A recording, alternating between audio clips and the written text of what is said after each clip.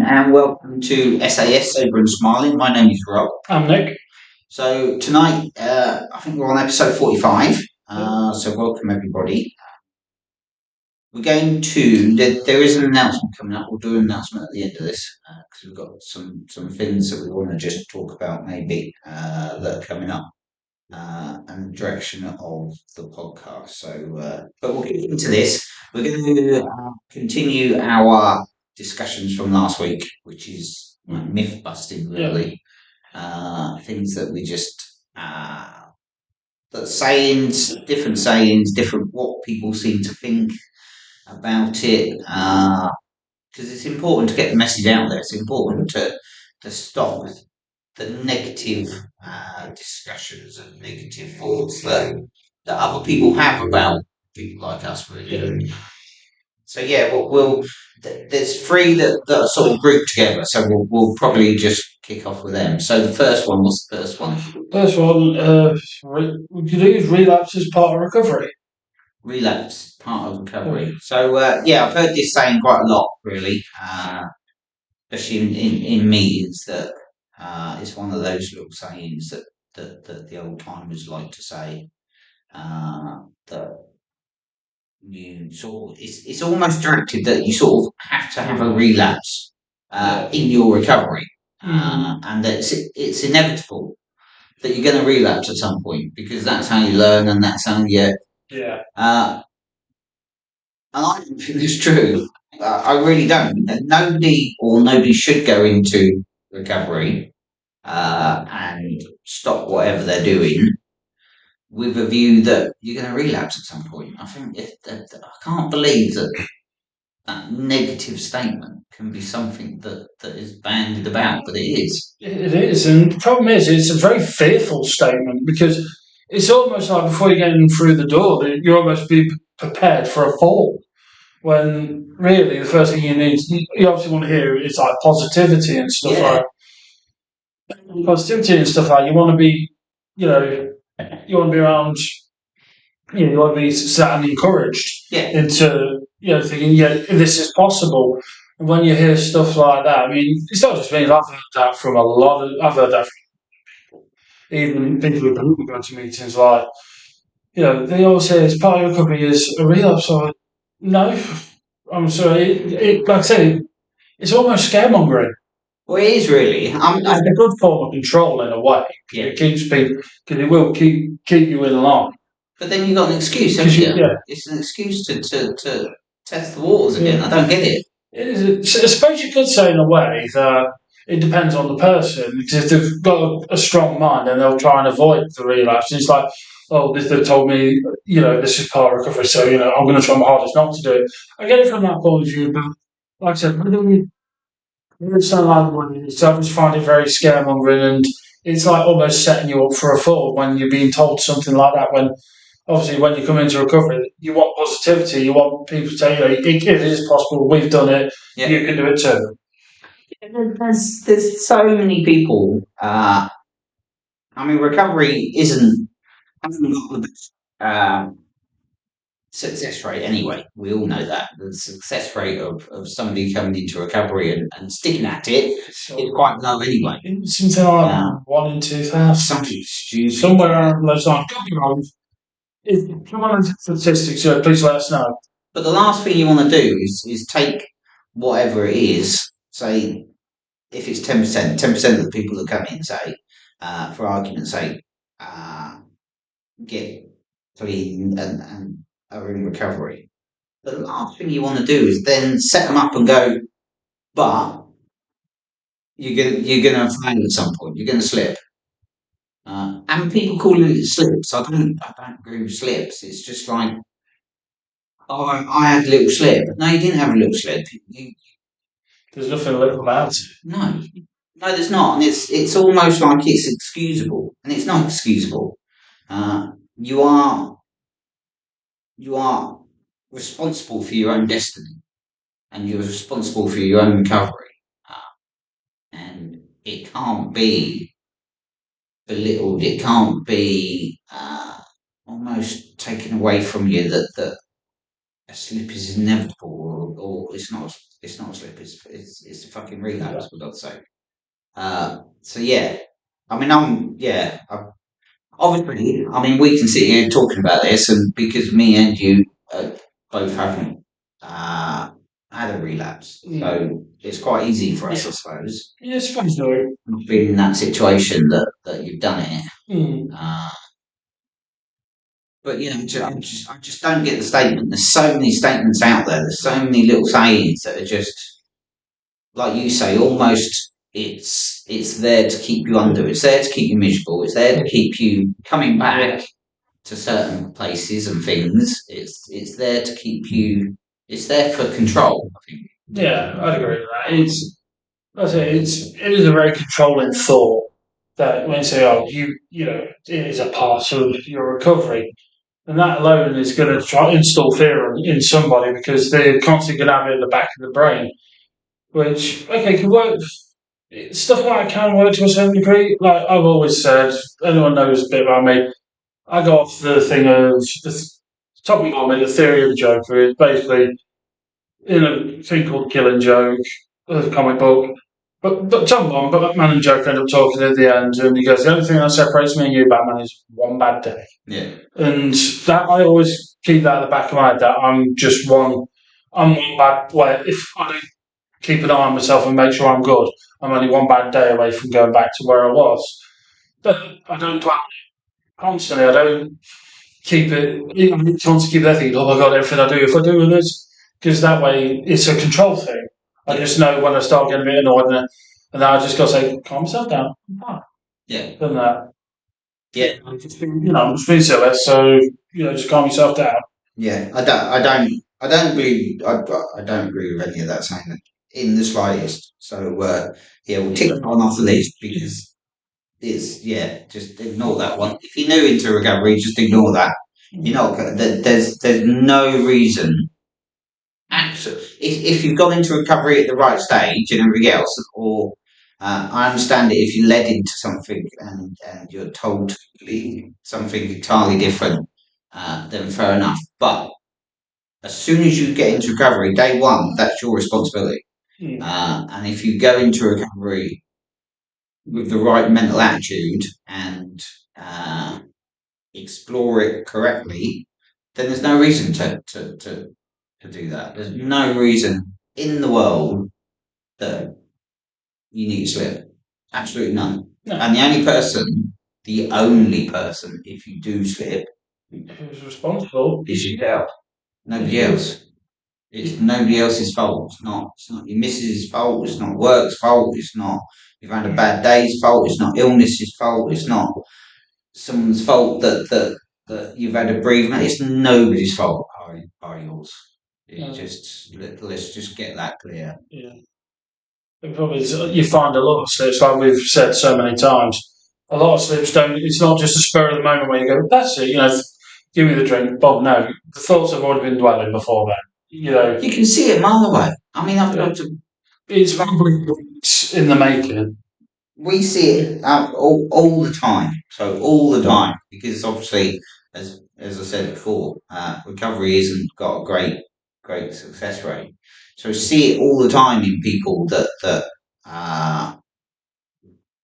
that are starting down that road, and and you do have uh, a good week to stop it. You've got a good week to know that something's going wrong in your recovery. You've got a good week to know that you're not feeling right. You're feeling stressed. You're feeling agitated. Your brain's going into overdrive. Overdrive. You're panicking more about stuff. You've got a good week or so before that actually develops into something, into that. And if you're in recovery, then you should know what to do about that. And the simplest thing is to actually just be honest and tell someone, look, I'm fucking struggling. I'm not the same person I was. I'm ignoring my mates. I'm not seeing sort of like people in the same boat as I am. I'm not meeting with other addicts. I'm not doing this, or I'm not going to meetings when I used to go to meetings, or I'm not. Yeah, you've been. They don't see it before you do. But the biggest problem is when you see it as a person, and you tell that person that's doing it, 9.9% of the time they won't accept it. That's the problem. They just don't accept it. They think there's nothing wrong. So you can't help them anyway. You've just got to help yourself, haven't you? Really, Yeah, it's the best you can do. it's your responsibility. So yeah, bed. Next one. Next one. Well, to be fair, we've covered this previously, but it's a good thing to go over because it is a myth. It is definitely a myth. That is, you have to hit rock bottom before you need to go into recovery or before you can get sober, which sorry, not true at all. 'Cause I've known people who have been like lifelong drinkers who were like hardcore, who woke up one day and just went, "That's it." Yeah. They just nothing particular had happened. They just got fed up with the life they were living at the time and just went, "That's it." They just didn't want it anymore. Well, yeah. To be honest, that happened to me. I literally, quite simply, just woke up from. I won't say a bender because my whole 24 hours, 7 days a week, every fucking day of the year was a bender. But I woke up from one blackout, and that was it. Like literally, that was it.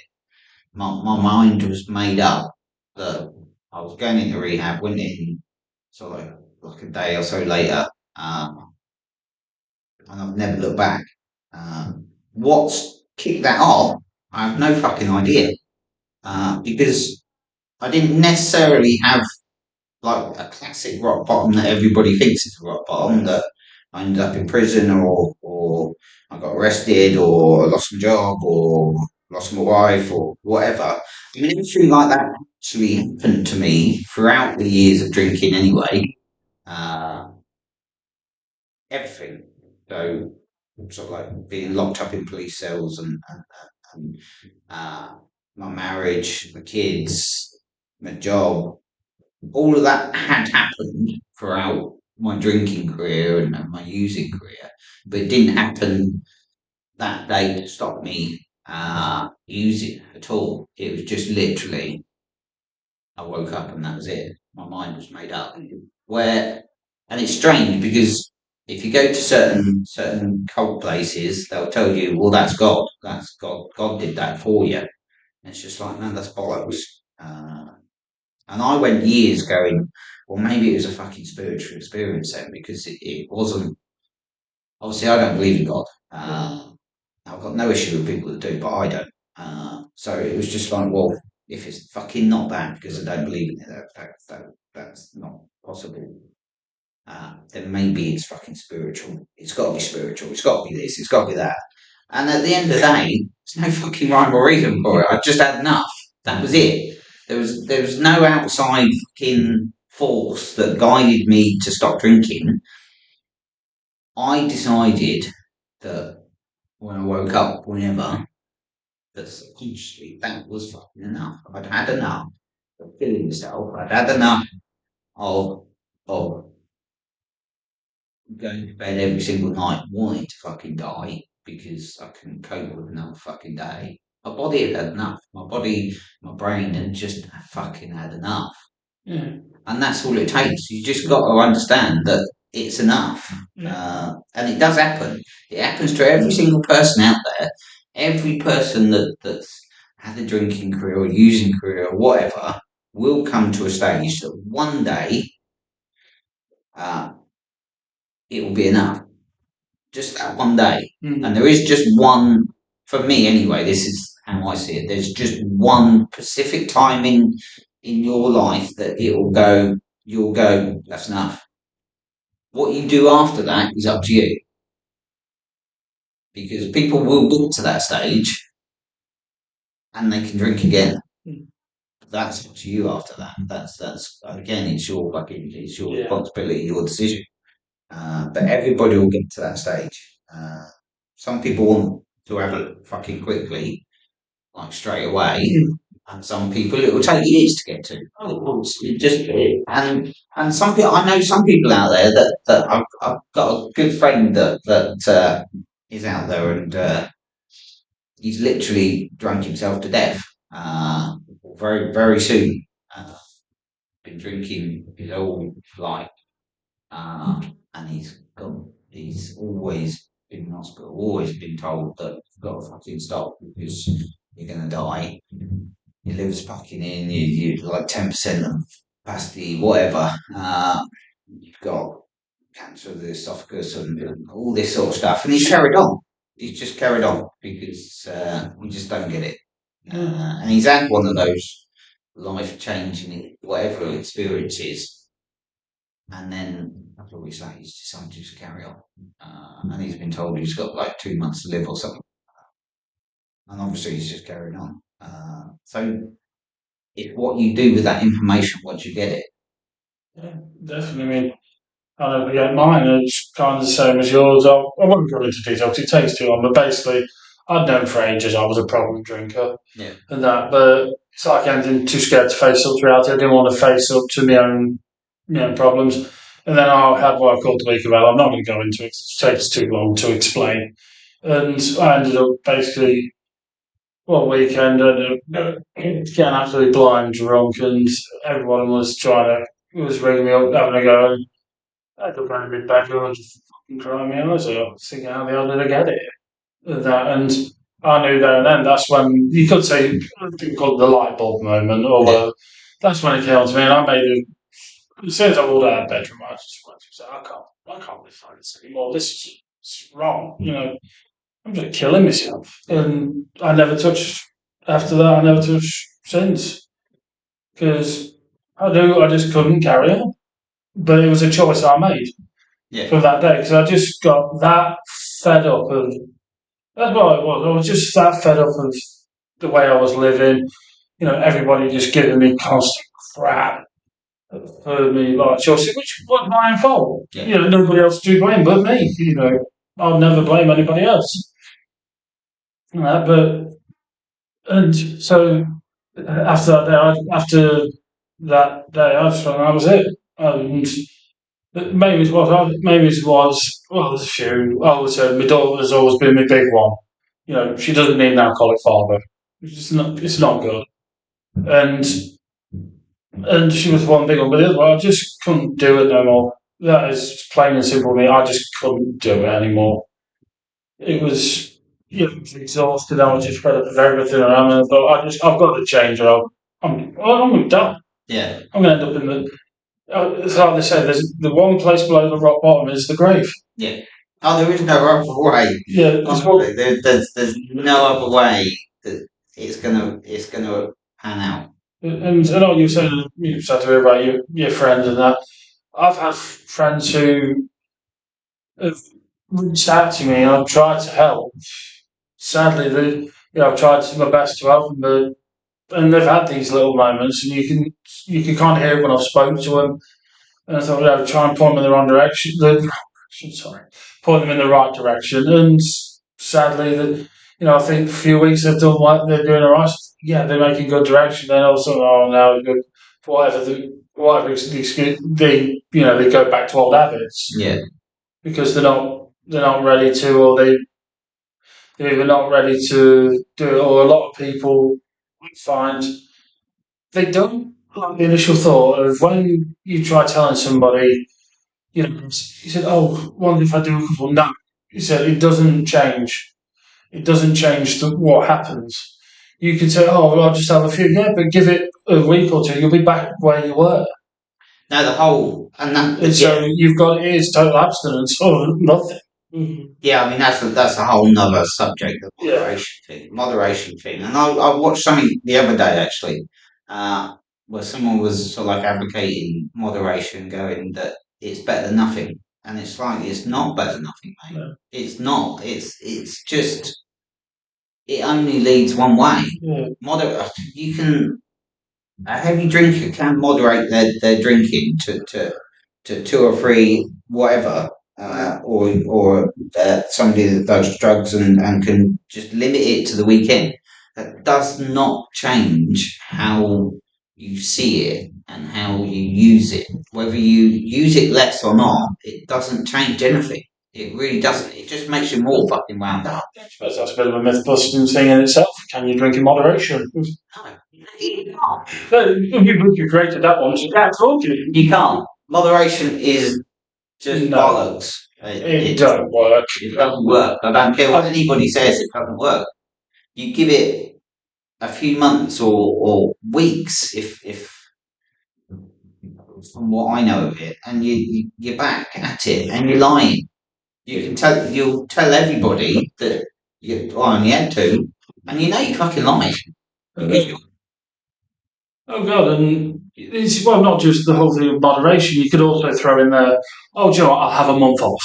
You know, or something. I'll have a few weeks off the drink, and then I'll go back to you later. Like all of a sudden, you're going to come back and drink like an absolute gentleman. It does not change your fact.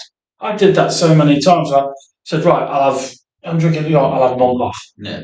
You know, or a few weeks off. You know, and that. All you're doing is setting a little clock in your head. Yeah. Where your brain will tick down every day until you get to the day you promised, then all of a sudden you've got this whole month's worth of drinking sort of energy raised up in you that you just go, instead of going, oh, because you think at the end of it, oh, you know, I'll just go for a pint and I'll be back home. No, you'll be out all night. All night, Yeah. coming in with a bottle of whatever. And it sort of leads to another sort of myth that a lot of people think that addiction, alcohol, drugs, whatever, it's actually like a physical thing, and your body needs it, and that's why a lot of people will sort of like take a week off or take a month off because it's just like, well, I'm going to take a month off because my body's fucked and I'm going to work absolutely shaking and my body can't cope with it. I'm having fits or whatever. I'm blacking out, so I'll take a month off and let my body heal. And you go after 2 or 3 days. What people don't understand is the substance is out. It's gone. Oh, yeah. That's it. It's gone. It's not the substance in your system that's the problem. Yeah. So after like a week or so, people are going, "Oh yeah, that's easy. I can do this. It's absolutely fine." But it's not. It's not a physical thing. Addiction isn't physical. Addiction isn't at all physical. It's what's in your brain. It's the way that you're wired up. So after a month, your body's obviously totally healed. You feel absolutely fine. Your brain's starting to get the fucking connections back together again. And then you drink again, but you don't drink from day one. You drink fucking heavily. You drink from where you left off, but also when you first start drinking after a month, you decide, I've had a fucking month off, so I need to catch up. Yeah. I need to drink more than I used to because I've had a month off. Yeah. Again, it's like I say, you think when you had that month off, I used to. I think, right, I've had a month off that, you know, I'll just have a coffee. And like I said, all of a sudden your brain, you'll have that one drink, also your brain will go, oh, I have missed this. Do you know what, let's have it. Yeah. And you just go into absolute overdrive. I mean, I never did it because I was too fucking weak. So no, I never did it. I never did. I did it just to keep people out. Just trying to keep family and everything at first. Yeah. You know, just to try and look. So that's how I'm trying to act like I was some kind of resemblance of normal. Yeah. Whatever that is. I've got to admit, I never had the willpower to do it, so I didn't bother really. I drank 360 fucking 5 days a year, so I never really had that sort of time off to do anything. But yeah, it just don't work. Let's face it, it just don't work, and that month is what you're putting your body in and your brain mainly through is just mad. So yeah, if all this dry January, I mean, I've got to say, dry January is actually quite a good thing. I believe. For an addict, it's don't fucking bother because that ain't going to happen. Yeah. And if it does happen, it's not going to fucking work. But for the normal person out there that's drink dependent, and I think most of the population, this is controversial, but most of the population out there in the entire world is drink dependent. Yeah. Unless you're teetotal, you are drink dependent. Yeah, because a lot of people use it for social situations. Well, one drink is drink dependent. Or meetings or whatever. Yeah. If you drink one drink per week, you are drink dependent. As far as I'm concerned, and I know a lot of people won't agree with that because it's routine. There's nothing healthy about drinking. Nobody can go, I drink because it's a good idea because of this. Because it's not. You're drinking a poison. You're drinking like false advertising because you think you're funny, you think you're clever, you think, and it doesn't give you anything. It gives you absolutely nothing. All it does is just take everything away from you. Yeah. It takes your self esteem away from you. It takes your confidence away from you. It takes your wife away from you, your husband away from you. It takes your kids away from you. It takes your money away from you. Yeah. It takes everything.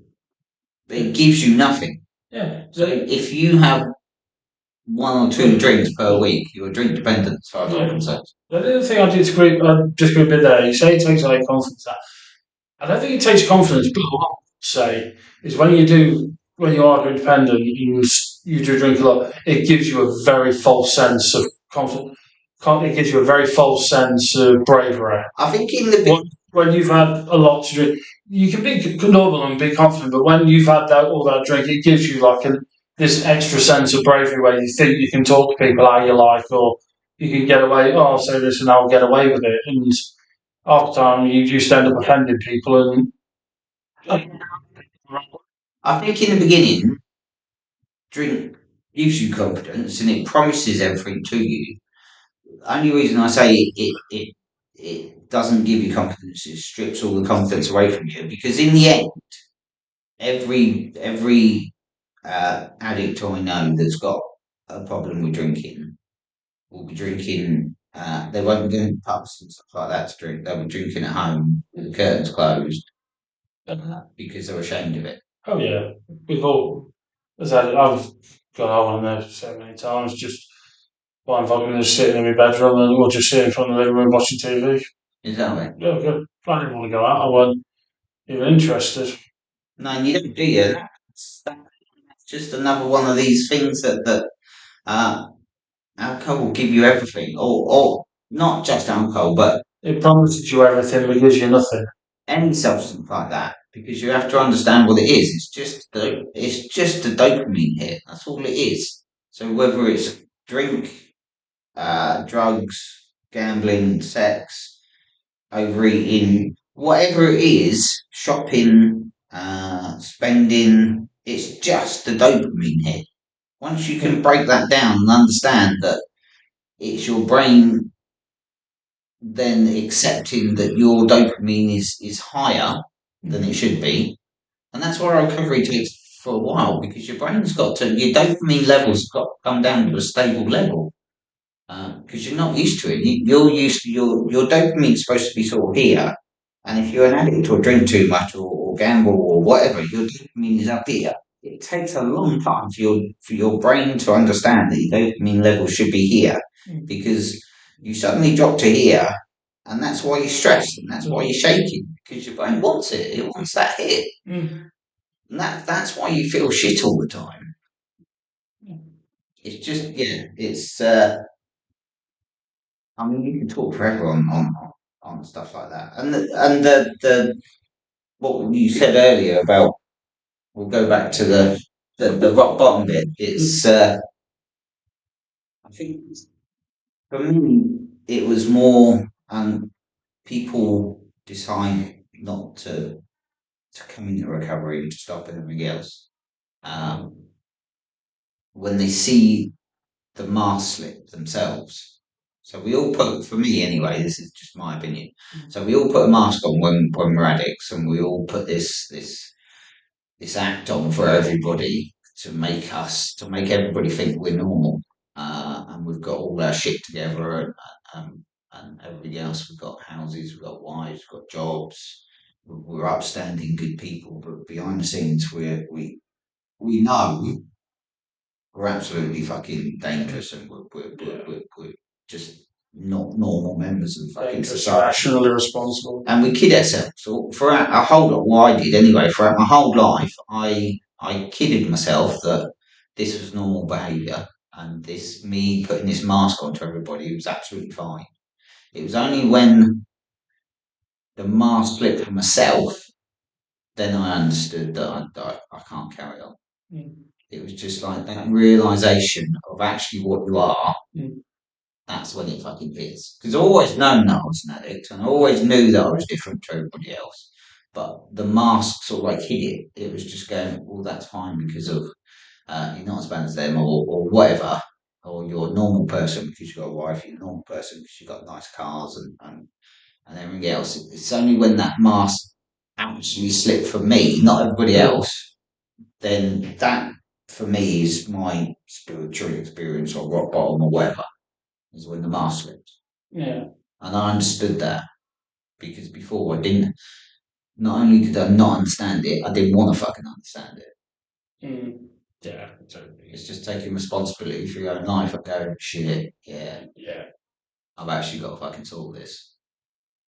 There actually is a problem. Yeah, it's the most daunting thing, but it's the most rewarding thing at the same time. Yeah, that's absolutely fucking. I mean, no, yeah. I mean, the opportunities of everything in recovery is just amazing. It really is. You see the whole world differently to what you saw it for what I saw it for 45 years. It's just, yeah, it's not even comparable. And there's no fucking way on God's green earth that I'd go back to that. Going, Jesus. My missus says I like to talk. So, yeah. Right, we're going to leave it there. So thank you everybody for watching. Have a like and have a share. We'll talk about stuff next week. What's coming up, and we're going to do a slight change to things, and we've got some good announcements to make. But we'll do that next week because we're on that time. So yeah, thank you everybody for watching. Like I say, please have a like, please have a share. Tune in next week. That'd be cool. Nick, what are we on quickly? On Instagram, YouTube, Facebook, TikTok, and Twitter. Great. Okay, thank you. Thanks for watching. Cheers. Bye bye. Bye.